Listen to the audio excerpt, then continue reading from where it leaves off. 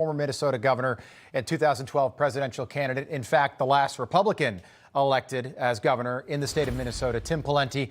Great to see you this morning. Thanks so much for being with us, Governor. Good morning to you and your viewers. Thanks for having me. So take me through what you think of this pick yesterday. I know that you and Tim Walz worked together in the past. You've known him for a long time.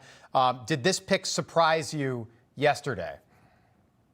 It did. Like I said, I've known Governor Walz. I like him on a personal level. Our politics are very differently, but you now have Vice President Harris, who is ranked as the most liberal senator in the United States Senate, and a governor who self-declares as the most progressive governor in the country combined together. And I think the American people should rightly ask, what could go wrong? And the answer is, with those two, a lot. Yeah. Did it surprise you that Kamala didn't choose somebody like Pennsylvania Governor Josh Shapiro, who is younger and represents a state that, at least electorally speaking, is going to be really important for both candidates, but particularly Kamala Harris, if she plans on winning on November the 5th?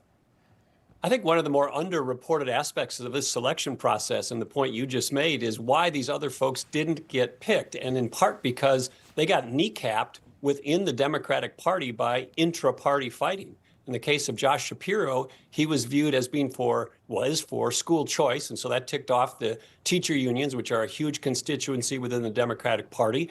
And then he was also viewed as too pro-Israel in a party, their party, Democrats, that's increasingly pro-Palestinian in some quarters. And so, that is a troubling set of reasons why perhaps he didn't get picked. And they'll say he was too ambitious or, wasn't committed enough to the ticket and more interested in his own, future ambitions. I just think it's interesting they passed on somebody with that big of an electoral state and that popular in that state. Yeah, and you know that better than anybody. Politicians are by nature ambitious. Otherwise, they likely wouldn't get into politics. Politico had that report this morning that she didn't want to be, outshined by somebody like Josh Shapiro, who might have his eyes on the White House at some point. Do you think part of it could be he could be the Tim Kaine of 2024 if Donald Trump wins? Maybe Democrats, Eric Holder, good friends with former President Barack Obama, wants to keep the best Democrats in line for the nomination in 2028 and maybe not ruin their chances by running with Kamala right now. Could that been part of the thinking here? Well, I think that we'll know for sure as more reporting comes out, but I do think the fact that Governor Walz said he didn't want to be president, was viewed as less ambitious, seems to have been a factor. And I will say, I don't know that for very long people are going to care that much about this. What they're going to care about is his record and her record, which includes, in his case, things like being slow in getting the National Guard out in the wake of the Minneapolis riots, things like standing by when certain crime problems emerge. He's going to get a lot of criticism, I think, for fraud that occurred in state government under his watch, under numerous high-profile fraud cases, and not taking that serious. Various instances of wokeness run amok and more. But you can see how the Trump campaign will take those kind of themes and bring that against Governor Walz. Yeah, and just policies that just seem so out of sort of touch with where mainstream Americans are.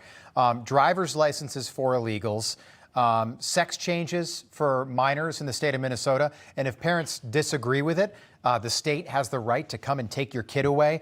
Tampons in the boys' bathroom in public schools, starting in 4th grade, which, by the way, which is really young. And last time I checked, boys do not menstruate. He changed the Minnesota state flag.